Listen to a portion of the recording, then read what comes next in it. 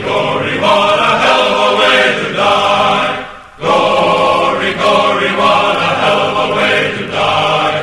Gory, gory, what a hell of a way to die. He ain't gonna jump no more. Hey everybody, welcome to another episode of What a Hell of a Way to Die. It's me and it's Nate. Nate, I'm sorry that it did not come home. I heard that it, whatever it was supposed to come home, and it didn't. Much like many of the things inside of the British Museum, it will never come home unless there's probably a war, I assume. But yes, England did not win the Euro finals. Unfortunately. So how does this work? Because this isn't World Cup, but are Euro finals every year? Every 4 years. Oh, okay, but they're so on every 4 years, a different Euro... cycle. Yeah, they're on a different cycle than the World Cup. So basically, the Euros happen on the at the midway point between World Cup cycles. So the last World Cup was in 2018. The next one will be next year. This is Euro 2020, even though it's being held in 2021. And one thing that I think may be confusing to people who don't follow international soccer is that the UK obviously has constituent nations. And so there's an England team, a Scotland team, a Wales team, a Northern Ireland team. And England did quite well. I mean, England got to the finals and lost on penalties to Italy. So they are second ranked in the Euro tournament, but they did not, in fact, win because they scored in the first 2 minutes of the finals, which was nuts. And then things kind of petered off pretty bad. Italy pressed pretty hard. They equalized, and then it went into extra time. No one scored. And then on penalties, Italy's goalkeeper is like a human windmill. And it didn't go the way they wanted it to, which sucked. But I mean, like I said, they finished second. They did very well. They didn't win. It was their first appearance in a final since they won the World Cup in 1966. So 55 years since their last appearance in a final. So obviously, them getting to the final is a big deal. But football did not, in fact, come home, despite the best efforts of the dudes sticking road flares in their asses outside Wembley Stadium. Despite we did all the cocaine we could find, and still it wasn't enough. It wasn't enough. And the Italians, famous not doers of drugs, managed to best us. It's unfortunate. The Italians, it was a final match. So, I mean, in that regard, I'm not surprised. It was pretty intense, but the Italians did some dirty shit. You're becoming a guy named Gerald, aren't you? Like, maybe. I don't know, man. They fucking they rotated or they substituted one of England's wingers, like star players, into later in the match, and like within 5 minutes of him getting in, one of the Italians spiked him, like just very blatantly spiked him while he was on the ground. And only got a yellow card for it. So I mean, like it was. I'm not gonna get into too much football argument here, but it was a match. It was intense. Sadly, England did not win, but I mean, I'm not really bent out of shape over it one way or the other. My take is more, it was son of an event where England was doing well. It was nice to see people happy about stuff because it's been pretty shit here.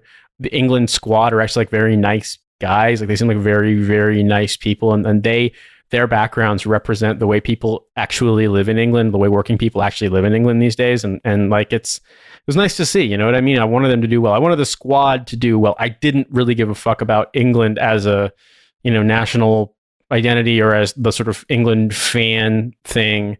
If you are interested in England fans, you should Google image search England fan Tango Man, because he's the guy that looks the most like the human version of the North FC meme. Is this the nude guy? The bald shirtless guy. And there are just some amazing pictures. There's one in particular of like the England captain, Harry Kane, running forward. It was from a screenshot. And you basically have this picture framed with Harry Kane completely from behind, like full on, dead 6 o'clock from behind, running. You see his name and his number on his shirt, and then Tango Man just staring him down like it looks like he's running up to pay homage to him. It's unreal.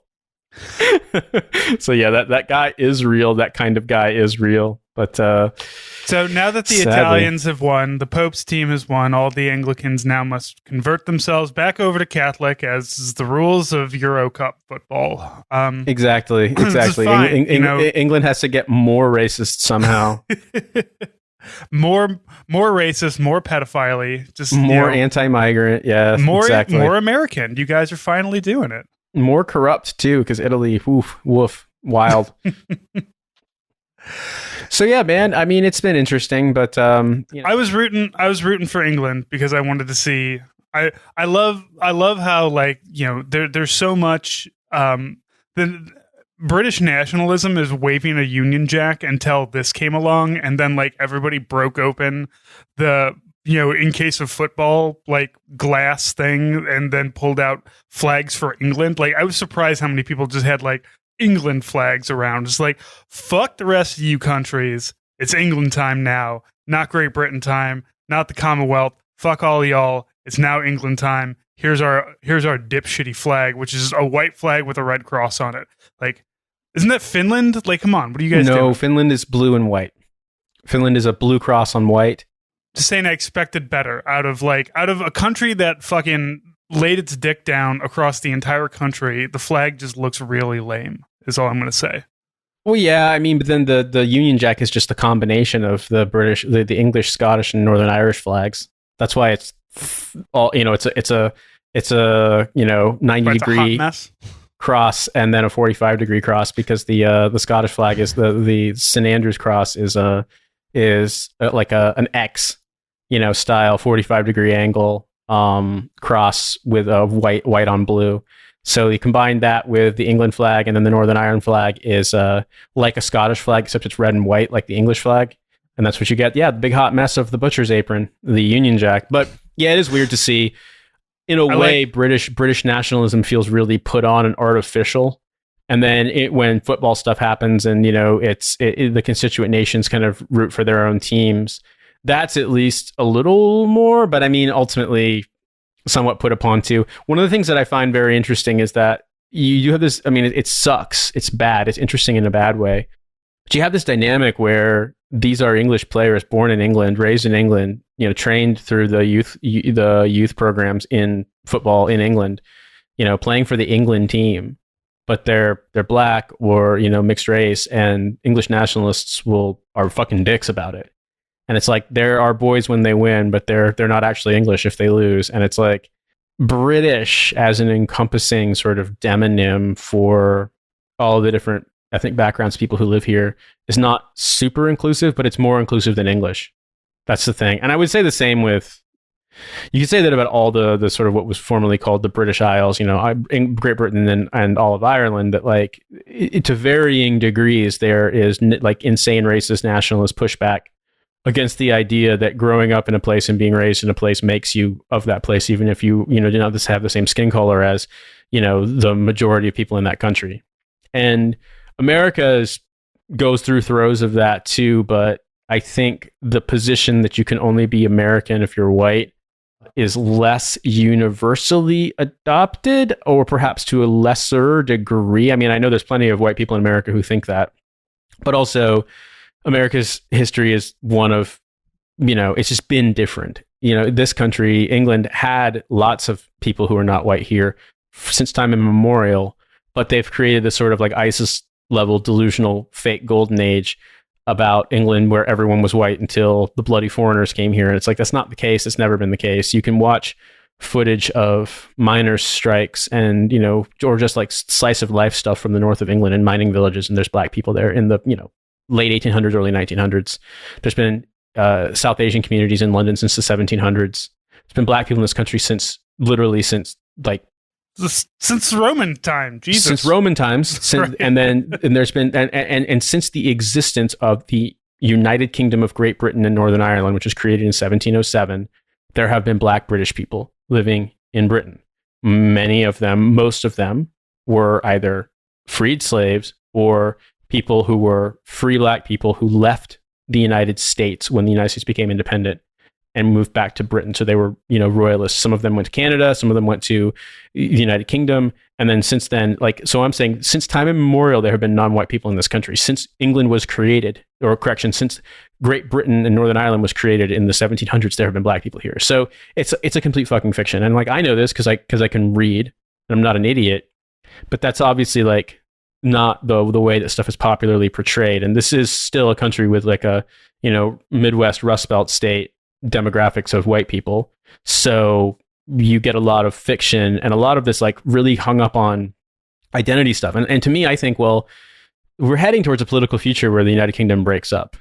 And there's going to have to be a reckoning with like, if we all just suddenly become citizens of, the United Kingdom of England and Wales, hopefully just England, because Wales, it's just to fuck off in a good way. I'm not saying that because I dislike Wales, but rather in the sort of colloquial British way of saying fuck off, like they managed to fuck off out of this mess.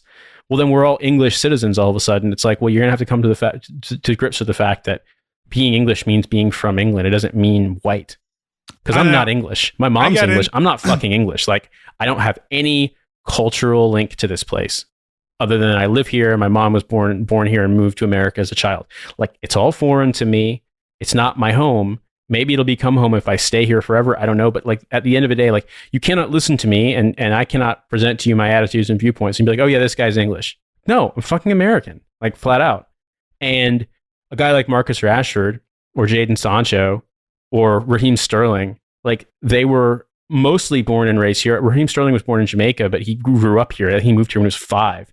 Like he grew up here. He was educated here. All of his family is here. All of his links here. Like everything in his adult life has been here. Those guys are English. Like, fuck out of here. Like, if I have kids, if Cynthia and I have kids here and we stay here, they'll be English. Like, it sucks. I hate it because then they'll be arrested and thrown in jail just for saying they're English. But that's the way it goes. And so that has been like, as part of the sort of football fandom stuff, it's an interesting thing to see, I say, but interesting in a bad way because it kind of lays bare some of the fault lines in this country, which are grim. I mean, quite frankly, very, very grim. And yeah, I mean, nothing like football really shows you how racist. And this is not like English people, just anybody who's a football fan. Like it really, if you're I don't even want to say majority white country, but like England, certainly touts itself as that. And whoo boy, they got racist after that. Oh yeah. Well, after the Belgium's a great loss. example of. Yeah, so basically after the penalties, the black penalty kickers missed, and so racists went rampant with that, and there has been a big kind of pushback against the racism, but it's being done in a way to basically try to demonize Black Lives Matter as anti-Semitic at the same time. Like it's insane. The British media is insane, and they're going to be insane and white supremacist as usual. But there was a guy in Belgium, Romelu Lukaku, who plays I think still for Belgium's national team, and he made the comment that like he's Belgian if he scores, and if he misses then he's a Belgian striker of Congolese descent, and that's the way it's always presented to him. And he's like, I grew up here, I was born here, I speak Flemish, I speak Dutch, I speak French, like this is my life is in Belgium, like Belgium's where I'm from. But there's an extent to which people won't accept that, like that old world weird fucking super exclusionary kind of nationalism. I mean, Mesut Ozil, who plays for Germany's national team, quit the German national team because he was so fucking sick of this shit, because he's German-born German, whose I think great grandparents or grandparents were Turkish. And he raised in a Turkish German family. And he was so fucking tired of this stuff that he wound up quitting. And he's like a tremendous player. So this isn't just an English problem. I mean, this happens all over. And anyone, if you start paying attention to football, anything, a lot of people will tut about how bad England fans are and so on and so forth. But I mean, that's a lot of football fans across Europe too. And that stuff is, look at, go look at games in the Balkans. Go look at games when fucking, what's the kid, Beitar Jerusalem plays, the Israeli team. They're like super far right. Look at Russian football fans. Like it's psychotic. I mean, there's a lot of this there, and that's not a new thing. It's not confined to one country.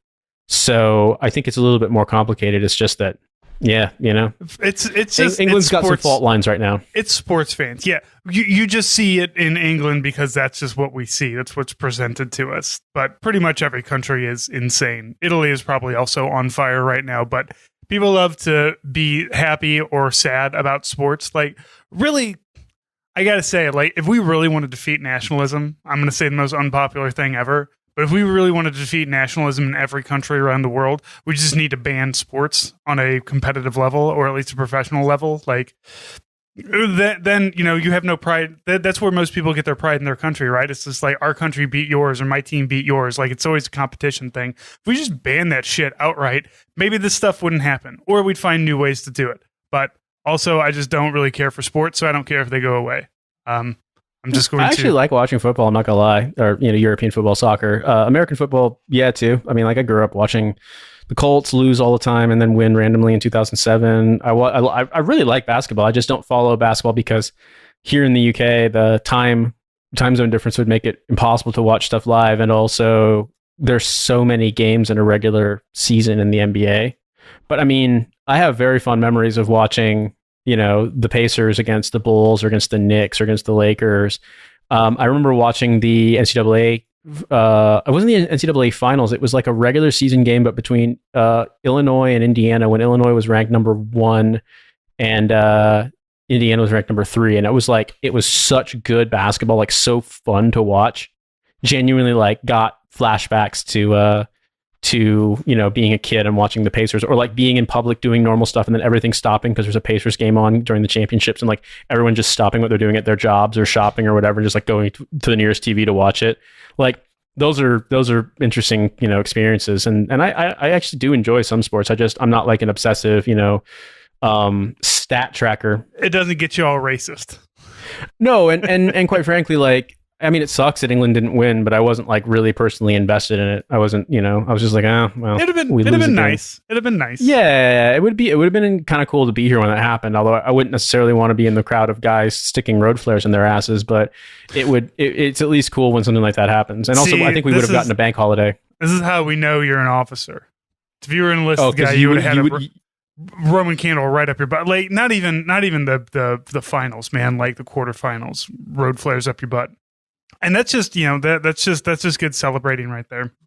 Yeah, man. Well, at the end of the day, it was an interesting experience to see it even getting as far as they got.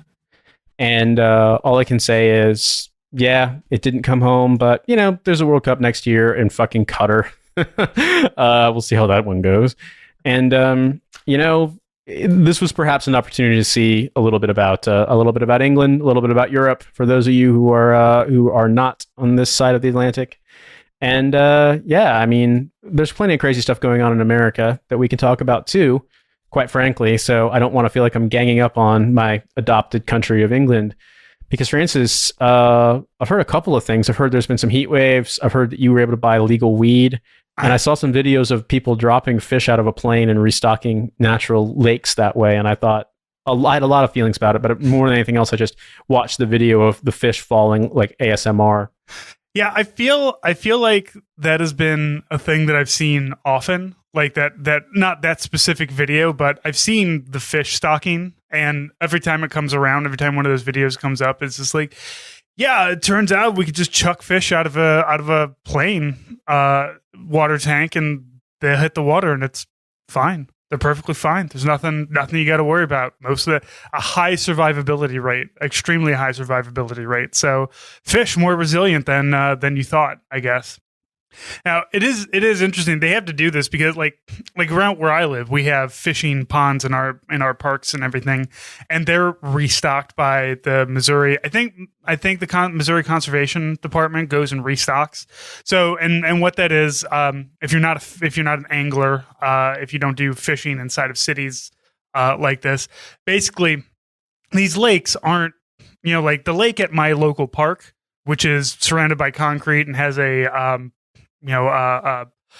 fountain in the middle of it, but it's not an actual ecosystem, right? Like, it's not something where, because an ecosystem is messy and dirty and spreads and, shrinks and whatnot. So this is a contained lake. So what you have to do is the conservation department raises fish, basically, and then they take the younger fish and then they put them into these lakes so that, you, me, and anybody else who wants to can go and fish and catch all of these fish. And, you can take them, they're edible. They're like food fish. So you can, if you have a fishing license, you can go and you can catch them and you can take them home with you.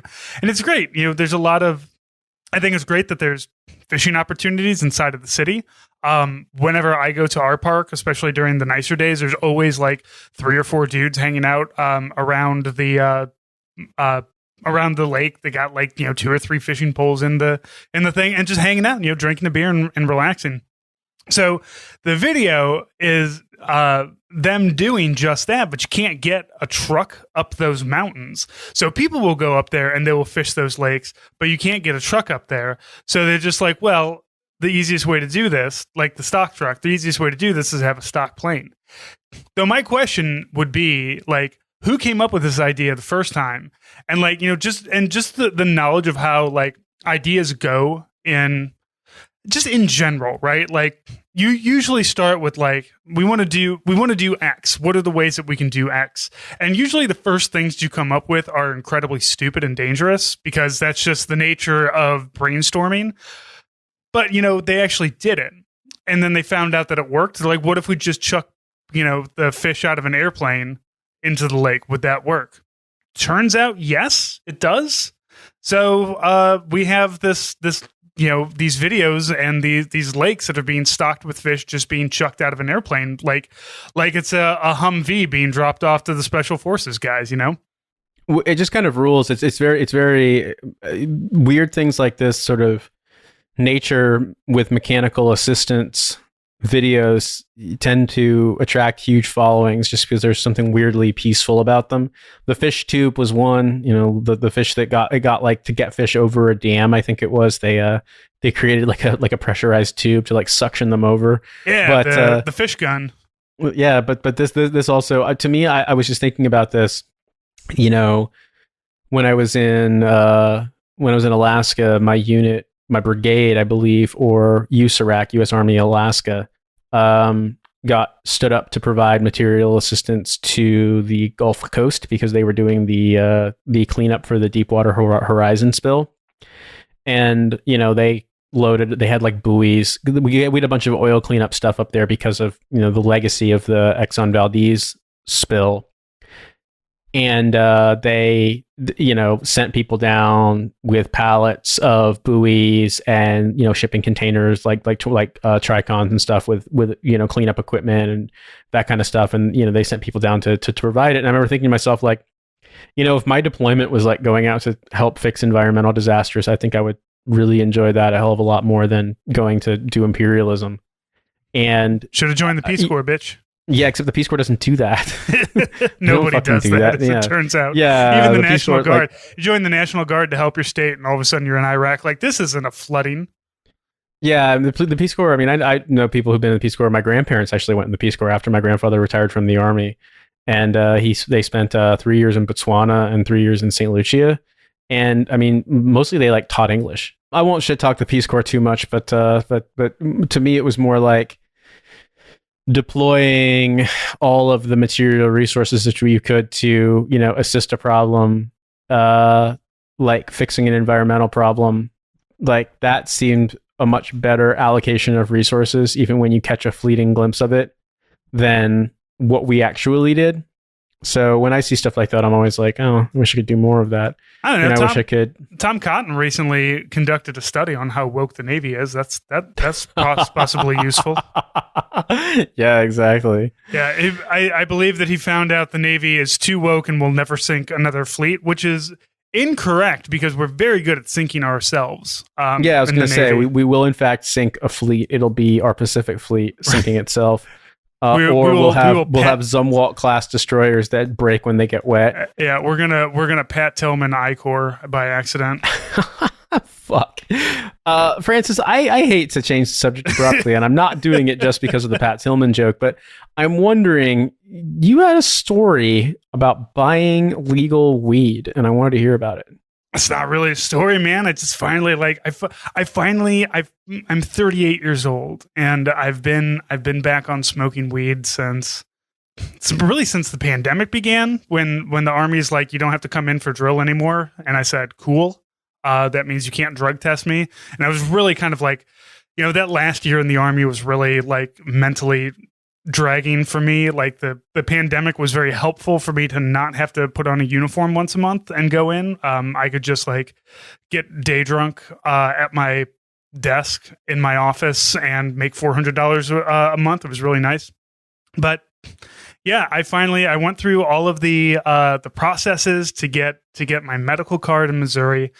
It cost me like $160. It's only good for a year. I did not get my cultivation card. I didn't spend the extra $100 to grow my own weed, but I'm thinking next time when I re-up, I'll end up doing that because I've got there's actually stores around here dedicated to growing your own weed. It's a place called the Weed Squad, and if you're wondering, does their logo look like a ripoff of the Geek Squad that you would buy on a tie-dye t-shirt at a place called Sunshine Daydreams? Yes, it does look like that. That rules. I haven't been in there yet because they don't actually sell weed. They just teach you how to grow it. So eventually I'll get there. But yeah, I found that there's a dispensary near me. It's called Route 66, ROOT, as in, to also play off of the famous through byway or thoroughfare or whatever of Route 66 that ran through down to Arizona and California. And it's a very strange experience to be doing it because there's just like so much, like you walk in and you have to talk to a guy behind like bulletproof glass. Like I felt like I was in a gambling hall. Well, I was going to tell you, my first experience of buying legal weed was actually in 2014. I was staying with a friend of mine and his then partner, and I had just gotten out of the Army, a few months prior. And I had been living in Korea, and I was getting ready to go to New York to start grad school. So I flew back through Seattle and stayed with my buddy in Tacoma. And, so this is August 2014. And Tacoma's first weed dispensary opened up. They had been open for a while in Seattle, but not in Tacoma. And so I went to this place with my buddy's now ex-partner. And they and I waited in line, got in, to this place that had sort of the affect of like, I don't know, it was sort of like a combination between like a Blockbuster without videos in it and a slightly, fancy reception at a gym. But it was, like a store, not in a strip mall, but, like a building that looked like it definitely used to be a Pizza Hut, like with a parking lot all around it. It was that sort of thing in Tacoma. And we waited in line, and the line was so funny, man, because it was like hippies, college kids looking nervous, people who are very obviously professionals wearing, like suits or dress shirts and stuff, people in like, Supersonics jerseys and shit. Like every stratum of society was represented there waiting in line, it felt. And I remember I turned to my friend, and I was just like, I'm sure that every single one of these people is about to smoke weed for the first time, and they have never, ever smoked weed before in their life. And it's just sort of laugh because you realize that, like, of course these people have smoked weed. Of course they've bought it illegally, like all of us did. And it's like, weed is such a benign thing in the grand scheme of things, especially in terms of intoxicants. It's just not something that, it's not really, for all the demonization about the stuff they say that it would do to you, it doesn't. It's not like that. It can be bad, and some people really can't handle it, and it can be addictive, and it can have I can't smoke that much because I have found that it causes me issues with short-term memory. So I just don't smoke that much. But I do, obviously smoke every now and again. And it was funny to see that, to go into this place and just be like, yeah, this used to have to all be furtive, and now it's open, and all these people, like, it's not just burnouts. It's not just college kids. It's not just hippies. Everybody likes weed, everyone. Man. Everybody likes weed. I got like it's so they're just like, here's I got a little vape cartridge that's very nice. It doesn't taste very good, but it gets me fucked up. So whatever. I bought some gummies. Those are kind of fun to do. Those give me a nice little low high for a long period of time. And I bought a pre-roll joint. And all things that are just like this is just normal. Like what I do with these things. I mean, the person, the concierge or whoever it was who was like guiding me around and showing me the menu and everything, because they have all their menu up on these screens in the thing, and she was telling me, it's like, we got this, we got that. What are you looking for? She's very, very helpful. In what I would need and what I would want to try out. She's like, well, like how fucked up do you want to get? And which is just a hilarious question to me, to be asked of me, who had to tell a doctor that I have knee and back pain so that I could get weed, so that I could cross this hurdle to somebody saying, so like, how stoned do you want to be? Which I say, not very. I have a kid. I have a 6-year-old. So I'm trying not to be incoherent and unable to move. That's also just not the kind of high that I like anyway. So it was a very strange like experience, but also it's very liberating, but it does feel like I'm still going to be buying off of my quote illegal guy because his shit's cheaper. Like the vape cartridges I get from him are cheaper and bigger, and they'll last me a month and a half. This is just fun stuff. This is like, I'm going to try out another vape. I'm going to try out a pre-roll at some point. I don't know when I'm going to have a chance to smoke it, because I'd have to, like, it's an actual joint, so I have to be outside. It's half a gram, which is like way too much for me anyway. So it's like, do I share this with somebody? How do I, it's just, I'm trying to get back into the logistics of the whole thing. And, yeah, I mean, there's a part of me that also kind of appreciates having a low enough tolerance that, I can make 5 grams of weed last me more than a year. I have a friend who grows his own in Hawaii, and I mean, he's got way worse PTSD than me, and he smokes 7 grams a week, even, like, easy. And that's, I mean, I know people who really blaze a lot, and yeah, they'll go through, an ounce. I'm not going to, say an ounce a day or some shit. That's wild. But, people who probably smoke in and around an ounce a week or an ounce every 2 weeks. And to be honest with you, that's more weed than I've probably smoked in my entire life. It just has different effects. Like I'm at a point, like, it took me a while. It's like, it's been more than a year since I've been back to smoking weed. And I'm in a place where it's just like, okay, I can, like, I don't do it at work because I have the same, like, I get distracted easily. So I don't want to do it at work, because if things start happening, I need to be able to do it. But like, I can, like, get off of work and hit the vape twice and then just be nice and relaxed and then perfectly fine until, and it is like the idea of like, oh, you smoked weed, you're going to be stoned for the next 5 hours or something. Like, no, it's like having a beer. It's relaxing. It just gets me to a point where it's just like, I'm done with work. I can do family things now. Let's do family things. Let's because a lot of it is not physical, like pain. It is mental. It is it's like a weighted blanket on my brain sometimes. And dealing with a child who has kind of an explosive temper at the moment, very fucking helpful to have something like that. So everybody has it for their own reasons. I pretty much do it every day, but also very little. I do a bit every day just to kind of, I wouldn't even call it microdosing, but I'm also not getting stoned every day. It's, I don't get stoned at all. I just get to a point where I can relax, and honestly, that's a godsend, along with the Wellbutrin. I'm just saying, do drugs, kids. Find the drugs that are good for your brain and do them. Don't be afraid of doing them. The thought had crossed my mind that this was a pretty common refrain when you hear about some of these stories in places like the really bad parts in southern Afghanistan, in terms of where U.S. military were stationed, in these places where they were constantly getting into firefights, and that, this stuff was, it was far more than just like, oh yeah, the FOB got mortared every now and again. Like, this was, really, really heavy combat stuff, that you'd hear a lot of stories about these places where guys were just blazing all the time. And I think one of the reasons why that's happening, quite frankly, is because, that's a pretty common refrain for people in serious sustained combat.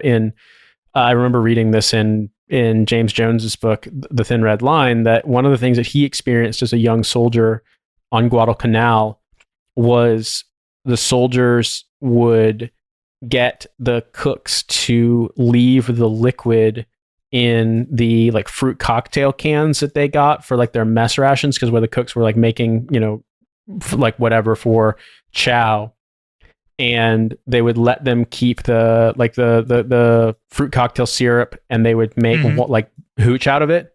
And they were just getting fucking hammered all the time. Like anytime that they were pulling security, anytime they were not on the line or doing patrols, they were fucking hammered. And like that became kind of a normal practice, was just to get fucked up, because like they were in a state of active You're in a terror fucked up all the time. situation. Why would you let your brain be normal when nothing else is?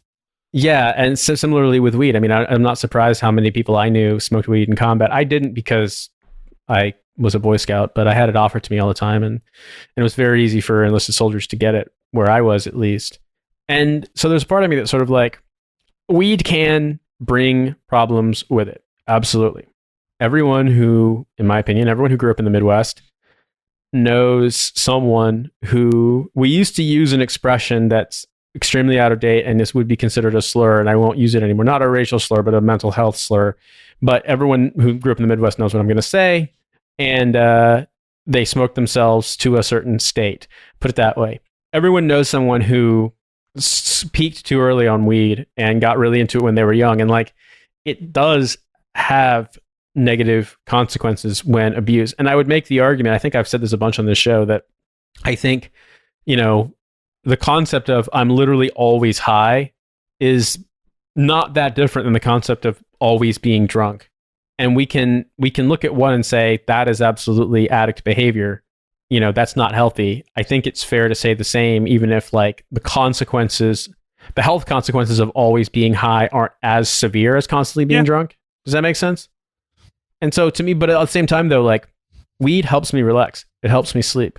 My sleep quality isn't super great, but if it's the difference between falling asleep on time and getting a normal 8 hours or 7 hours or 6 hours of sleep, and getting up and getting back to my work, versus not being able to fall asleep till 4:30 in the morning when, this time of year in England, the sun is already coming up. Well, I'm going to take weed. I'm going to take the slightly bad sleep, or less quality sleep, over 2 hours of fitful nightmare sleep if I'm like, kind of keyed up. And I think that it's got some very positive things that it can offer people. And I think when it's legal, when you can pick stuff based on how strong you want it to be or not strong you want it to be, when you can pick strains that are high in CBD and low in THC if you want, when you can pick methods to deploy it, like edibles, things along those lines that are slower release, or like you said, a vape cartridge, something that's like quick dose, but like can be a controlled dose. I think that people, if they benefit from it, can find a benefit from it that fits them, and that doesn't require them to be taking huge bong hits, which I respect the hell out of, but are probably not for everyone. Does that make sense? I smoked a lot of weed in high school, and the goal back then was addict behavior of let's just get fucked up. And now on the other side of that, like I'm glad that I had kind of it certainly wasn't a 20-year break, but like I really stopped smoking weed probably when I was 21. Like I was doing it a little bit after, I joined the Army, but I was a reservist, so I knew how to get away with it. But after a certain point in time, I'm just like, no, I don't want, like, I was too much of a Boy Scout myself. Like I was too much of a, like, oh, I don't want to get caught. I don't want to ruin my career or whatever. And to be fair, yeah, I didn't want to, and I'm glad that I never did. But also now that I'm on the other side, now that I'm in my late 30s at this point and getting back into it, it's the same. It's like, okay, I know that this can be good for me, but in what way? And like my brain back then at 16 and the way that I ingested, weed back then versus at the age of 38 with responsibilities, but also, as you said, all these new methods of deployment. I no longer have to go like buy ditch weed behind a burned out IHOP anymore. I can, go, I have a guy that I can talk to who can get me cartridges. I can go to this place where I can buy pre-rolls where they can tell me, it's like, here's the intensity of these things. Here's these gummies. If you want to try it, just bite one in half and see how you like it. And then you can, go on from there. There's all kinds of like, it's actual like medicine now. Like it's not, we've always known that like cannabis and weed could be useful, not just for soldiers and PTSD, but just for anybody who might, have hunger problems or pain problems or anything like that. We've never really been up for it because there's just not been an easy way to ingest it. And now, like, the fact that I can, in my office or in the bedroom, hit a vape once, not stink the place up, and then go about my day is just phenomenal. And that really, like, I don't know, it gives me hope going forward into the future of marijuana usage, that people will take it kind of seriously, because it was fun getting fucked up when I was 16 because we were having fun and doing dumb shit. But I'm 38. I got shit to do now, and I don't want to take Xanax, and I want to take Prozac. I'm perfectly fine taking a Wellbutrin, which is great, and then hitting the vape 3 times a day. Works. It does everything. You know what else? I haven't quit drinking, but I really don't drink that much anymore. So it gives me a migraine. If I smoke weed and then have like 2 beers, I'm gonna have a migraine. Yeah, it's wild to me, man. I mean, I would drink wine or a beer or something with people in a social setting, but at home on my own, it's funny because we do have a decent liquor collection. I just don't drink that often. I think I've had maybe 7 or 8 what you'd consider servings, of alcohol, like in the way that it's broken down units of alcohol since this year started. I've had I've had less than 1 week's sort of healthy maximum allotment of units of alcohol since this year started. And I would like to say that it's fixed everything and I feel amazing. I do feel better. I don't think that it's a cure to everything, but prioritizing weed as a thing to relax with and not alcohol has definitely a couple of things. Like, I think that I've been exercising more and feeling better doing it because I don't have hangovers, dude, at all. I don't, and dude, when I hear people, because obviously there's so much binge drinking in this country, when I hear people complaining about hangovers, I'm like, bro, I do not miss that shit at all. I do not miss that fucking just queasy anxiety, sick feeling for days sometimes. Cause like, it was getting to the point, as I got into my mid 30s that like, if I got on the shit one night, I'd be bad for multiple days. Like stuff that used to get me like the first day of a 4-day, and by day 4 of the 4-day, like you're just used to alcohol and like you're a mess, but you're not sick anymore. Like if I try to drink that way, the way I did when I was in my 20s, I'd be sick the whole 4-day. Yeah, you can't. Pro tip, kids. By the time you hit about 27 or 28, your hangovers end up lasting at least 2 days, and that's when that's when it's time to start. Like when you wake up and you feel like shit, and like a chili dog or a Slinger or McDonald's isn't making you feel better, and you need to go back. You need to actually go back to sleep again and wake up again like the next day. That's when it's time to start slowing it down or start drinking more. Either one seems to be the pathway for most people. But yeah, I don't. Yeah, man. I have so we had a 4th of July cookout get together, and there's a lot of beer that we bought, and then people brought beer. So I have like this big cooler downstairs that's full of beer and White Claws. And occasionally I'll just pull one beer out of there and put it in the refrigerator and be like, all right, I'll have that beer with dinner. And that's it. That's like my only like desire for alcohol anymore. I just don't want to be drunk anymore. And it's working out. It's very nice. I'm down to 180 pounds as well. Like I feel much better. I'm excited about going back into the doctor and having her draw blood. It's like, haha, I did quit drinking. Thank you. Well, not quit, but I did quit. Yeah. I did quit drinking like I hated myself. I was gonna say, I mean, I've seen the photos you posted, man. It was just kings raising up kings. You're looking good though. Like it genuinely, man. I'm a little jealous, but I'm actually getting out of the Army. Like I used to be so scared of PT tests because I hate, and this is something as I have a daughter who has mental things that she's struggling through.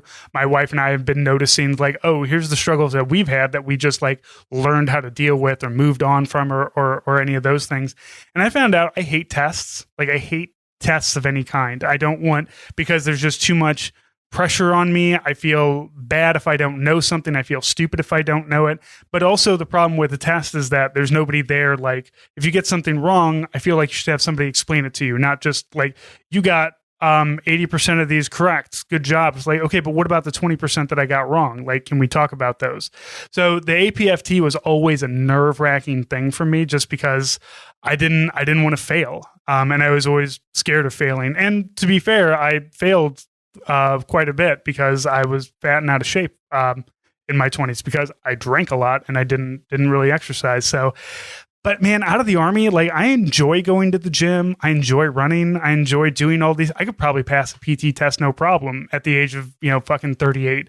And just being out of the Army is so fucking relaxing. Like I've had a year of not worrying about a deployment. I've had a year of not having to be on phone calls and dealing with training schedules and dealing with other soldiers, and then having to go in at 7:30 in the morning and deal with those soldiers like face to face. Like I have my own politics at my 9-to-5 job, but goddamn, dude, the Army is just such a different beast, and it's so relaxing and liberating to be away from that. Like I haven't even been away from it for a year. It's only been 6 months that I've been out of the Army. I got out of the Army in January. So I'm still within that first year, but goddamn, dude, it's just like all the things that like I thought I hated. It's just, I hated doing it with the Army. The only thing I liked doing with the Army was travel. That was about it. And not Iraq and Afghanistan, but, like Honduras, Germany, Japan, places like that. I got to travel a lot. I got to do cool things in the Army, but man, there's so much of the little bits and the little minutia that just really like stressed me out all the time. I didn't even when I did drugs, I didn't like doing piss tests because I have a shy bladder. So then like, even that was just a huge mental fuck for me of just like, I have to have somebody stand here and look at my dick while I pee. Like that's just, and that's just a recurrent, like I can't unthink that at this point. And then just, builds on itself and freaks me out. I don't got to pee in cups anymore. So boom. It's kind of weird to me. I think there's only been one time in my entire life when I've had my dick aggressively watched in a urinalysis, and it was when I was at cadet camp. Because they had us go into a latrine that had like a long like trough urinal and just stared us down. Whereas in my unit, it was like, okay, go in the cubicle, but like you had your back to the observer. It wasn't as strict, which is funny. To be honest with you though, I don't know if I get stressed out with tests. I think for me, it's more like anyone who has listened to the show knows that I do have a tendency to overthink things. And I think that does sometimes affect my sleep quality, my ability to relax and stuff, my ability to unplug. And at the end of it all, I would definitely say that I think I'm not going to go and say like my life is better because I smoke weed. But what I will say is that I think my life is better because I have access to it as an option, and I don't have to worry about a random piss test ending my career and making me unemployed. Obviously, that is not a privilege that everyone in America or everyone in the world can enjoy. I mean, weed is banned here. Weed is completely illegal. Now, it doesn't stop people from smoking it all the time. I mean, I go running in the park when it's hot out. It's like being back in Hawaii, just fucking fat clouds blasting past me. But weed is illegal here. Now, also, piss testing is very uncommon here. I mean, unless you're like operating heavy machinery, it's very, very uncommon. Unlike the US, where it's sort of like a staple of wage labor jobs, just meant to fuck with people. And, I'll be honest with you, I'm grateful that I have access to it. And then, if we move back, one of the states we're considering moving back to is New York, which has now legalized weed. It's different than it used to be. So that's good. You know what I mean? I think it's good across the board. I know there are some people who specifically work in advocacy with stuff with veterans and weed, and I have seen your messages, and I do want to talk to you at some point and do an episode, so we will plan on doing that at some point. But I think that what's interesting to me across the board with this is just that it's not necessarily that I think weed is the solution to your problems, but it's that I have heard a lot of people tell stories about how they depended on alcohol as a mechanism for relaxing. And when weed became more available, and, both because of legalization in certain states and also because of just like breaking of taboos around it in the last 30 years, they were able to stop drinking or massively reduce their drinking because they smoked weed.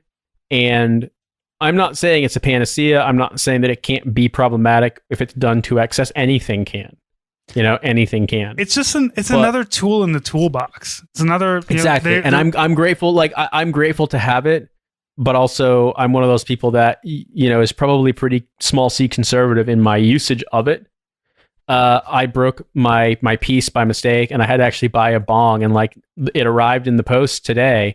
It smelled like fucking patchouli incense. 'Cause go figure. The place where it was stored was probably reeking with the stuff. I could have taken a bong hit, at 1 p.m. and then done this podcast, but nah, I don't feel like it. I've discovered I cannot podcast while stoned. I attempted. We used to do the Q&As like intoxicated, and I would smoke weed and you would drink, and like that's easy. That we should do another Q&A. It's been a while since we did another Q&A, but I tried to do a Zoo Crew one that I was leading, and that was, I don't even remember which one it was, but I was just like, okay, I can't. Obviously, this is and that's what like weed now is I don't have anything pressing like and quote professional to do for the next like hour. So I can hit the vape now. I cannot do that. Like if I was doing a podcast, I can have a beer because I'm slowly sipping a beer throughout the whole thing. But I can't podcast stoned because I get as you said, the short term memory. I just will forget what I'm talking about in the middle of a sentence if I'm not careful. Oh man, it's so hard. Yeah. It's so hard, isn't it? Which is why now it's like, okay, I get off work, I'll hit the vape once or twice, and then at bedtime when the kid's in bed and we're watching TV and I've completed everything that all the work that I need to get done or whatever, I've finished all that stuff off, then I can go ahead and hit the vape a couple more times and play some fucking Mario on the Switch or whatever. Just it has to be a relaxing thing. It can't be I'm going to do this and then do work, because that does not work for me. And see, that's the thing. I can discover these things, and I can weave these tools of these medicines, this weed or whatever it is. I can weave it into my day as necessary in the best way that it'll help me. And it works. It works for me. I hope it works for everybody else. And it is like, as somebody who has been dealing with their problems by drinking for the last like 20 years, it's nice to not be doing that anymore, but still have something that can help my brain stop screaming sometimes. Yeah. And speaking of your brain screaming, you should listen to this bonus episode in which Francis and Joe talk about the most deranged Cold War weapons that the US and Soviet Union were developing. Yeah. Specifically focused on nuclear munitions. Yeah. So for us and for the Lions podcast, we did myself, Joe, and Carrie Shockey, Shocks on Twitter. We did for Joe's podcast insane Soviet weapons during the Cold War, and then for ours we did insane American weapons during the Cold War. Joe and I both happened to hit on nuclear technology this time around. For Joe's, I did the Tsar Bomba, and for ours I did the Davy Crockett. So the largest and the smallest nukes, both incredibly insane and shouldn't exist. That is impressive, honestly. Yeah. Like when you've created something you didn't need to aim and then made it so inaccurate that you still could not aim it. Right. Just shoot it in that direction. And if the wind catches it, fuck it. Shoot another one, I guess. Now, Joe, you mentioned safety. And I do want you to know that I did find the original Davy Crockett field manual.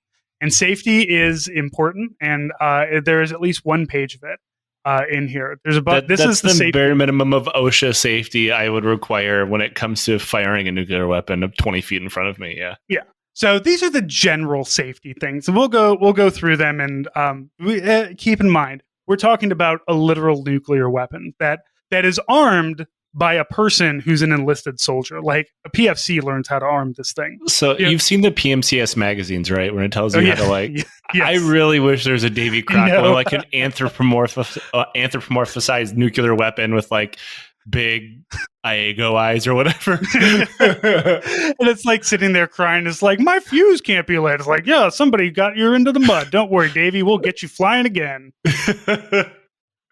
Yeah. So safety, let's see. Like I said, this is just the general safety. Number one, explosives are sensitive to high temperatures and force of impact. Care must be exercised in handling projectiles and related components. Normal handling will not damage the items. Dropping, rolling, rough, or other improper handling must be avoided. All handling equipment must be thoroughly inspected before use. To prevent displacement when wheels are parked and unattended, wheels must be blocked and or brake set. So this thing could be fired from a Jeep. You could load it into the back of a Jeep and it had things. You Outstanding. So for the two different ones, you had the light one had a 3-person squad, and then the heavier one had a 5-person squad. And this thing is this field manual is great, and I'll look it up. It's on the Google Books, but there are pictures in here of like how to set your squad up, and like because it's supposed to be all training stuff. So you've got like these 5 soldiers, and they're all wearing the packs that carry the various parts of this nuclear bomb. And one of them, sure enough, all he does is carry the bomb because these things are like fucking 60 pounds. I mean, I assume they were actually heavier than 60 pounds. They might have been, again, it depended, but like 60, 70 pounds, depending on your yield and everything. All right. Do not smoke or have open flame, matches, or other flame-producing devices within 20 meters of explosive sites. Do not let your cigarette on the nuke. Do not park vehicles within 35 meters of explosive sites. Using units will not tamper with ammunition in any way. So don't, private, stop fucking with it. Number 5, do not expose ammunition to dampness or direct rays of suns for a period of time longer than absolutely necessary. Don't get it wet and don't get it too dry either, I guess. Don't look directly at it. Tell it it's a good boy, but not directly. Don't look in its eyes, though. Do not tell the nuke that you fucked its mom. Number 6, if there is a fire and the projectile is not burning or engulfed in flames, attempt to remove the projectile from fire. If this is not possible, extinguish Run for your life. If this is not possible, extinguish the fire in a normal manner from upwind side only. Imagine you're an NCO, so like your nuclear stockpile catches on fire. And you're like, private, go grab a fire extinguisher and put that fire out. How many people are actually going to listen to you? I would be like, fuck you. I'm out. I would steal the Jeep that the gun is mounted on and ditch your ass. Well, further on for this, if projectile is engulfed or flames are touching it, do not attempt to fight fire. Move all personnel a safe distance from the site.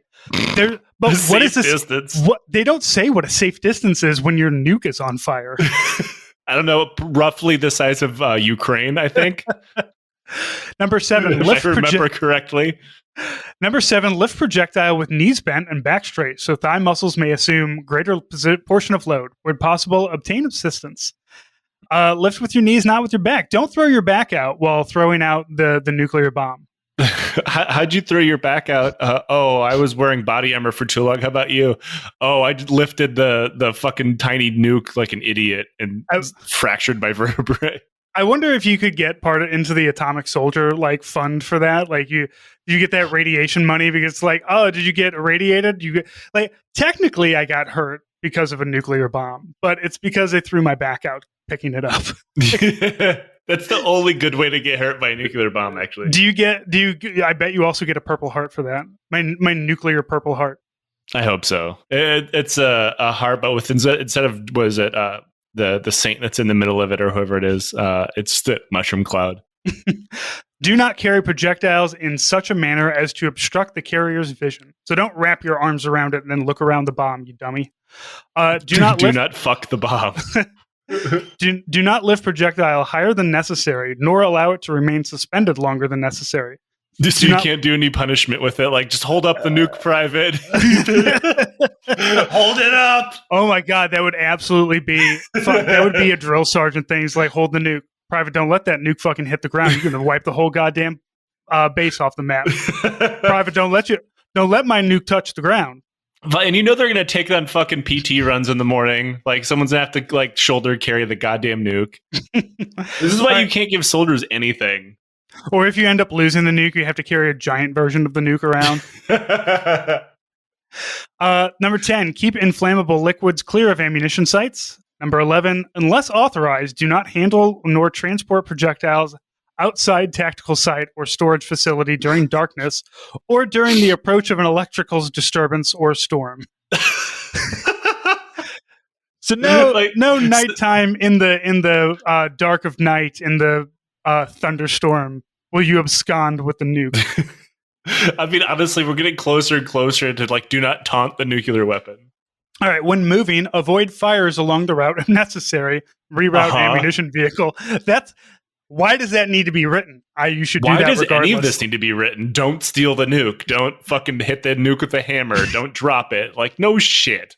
Stop operation immediately and notify officer in charge when projectile container is damaged. Let's see. Turn off the motor vehicle engines during loading and unloading. Set the brakes and chock your wheels. That's just good motor pool safety. No drip pan. No fucking drip pan. Fuck. Private, we're going to irradiate about 7 acres of Soviet land over there, but we will not be dripping any oil over here. All right, you go get a shovel and you dig that up. Our unit will get an EPA fucking sanction or whatever. Yeah, one of these things, like you can go to war, but God forbid if you step on one of the turtles out in the desert, or you kill, like the way that the Soviet Union beats the Americans is just like breeding the red cock-headed woodpecker and just like throwing it at soldiers. They're like, shit, I can't do anything. Get the engineer tape, put it around the birds. They sent a crack team of like Oman police into NTC to take a single tortoise hostage. So there's other properly distribute loads in vehicles. In transporting projectiles on public highways, use safe, uncongested roads. Examine routes prior to use. Except in emergency, do not perform maintenance or refuel the vehicle while hauling a projectile. And then we've got, you got to put the warning markers on the outside. Okay, so people will know at least that you're carrying a nuclear bomb. And then in case of fire resulting... In case of fire resulting from collision, direct efforts to prevent fire will from reaching projectiles. And if fire cannot be controlled, withdraw a safe distance. This says 1,000 meters, and stop all approaching traffic. Warn occupants of buildings in danger and notify proper authorities. You're the guy who lost the nuke. You are the proper authority, motherfucker. Go pick it up. Go put it at. Like, can you imagine, like, if like during all of the forest fires that are going on in California, if they also like, hey, we've got like about 3 or 4 nukes just kind of sitting out there. Don't want to alarm anybody, but they might explode. We're not 100% sure what happens here. I mean, that's like most of the ocean off the coast of New Jersey. There was a while where we didn't know what to do with nuclear waste, which, to be fair, we still don't. But we poured it all into barrels and just hucked it into the ocean off the coast of Jersey, which, to be fair, if we're going to do it off the coast of any state, it should be Jersey. Only because Ohio does not butt up to the ocean. I'm surprised that we haven't, with a story like that, we haven't created our own like weird Godzilla kaiju thing, but it's like a gigantic Snooki twerking on buildings until they explode. Fuck. All right, so that's your safety, but also it does say, hey, look, if winds shift, you're probably going to have to get behind some defilade because you're only shooting this like maybe 1.5 miles to 2 miles away, and like, well, it does like vaporize immediately. You're still going to get hit with a blast wave from that far away. Like it's a fucking Moab. It's a Moab hitting you 1 mile away. You're gonna feel it. It may or may not cause your bone marrow to melt, your skin to slough off, and also for you to see a bright flash for the rest of your very short, painful life. All right, everybody, thank you so much for listening. You can follow me at Army Strang, follow Nate at In These Deserts, and follow the podcast at Hell of a Way. We appreciate you listening. We appreciate your, if you're a Patreon, we appreciate you giving us your money.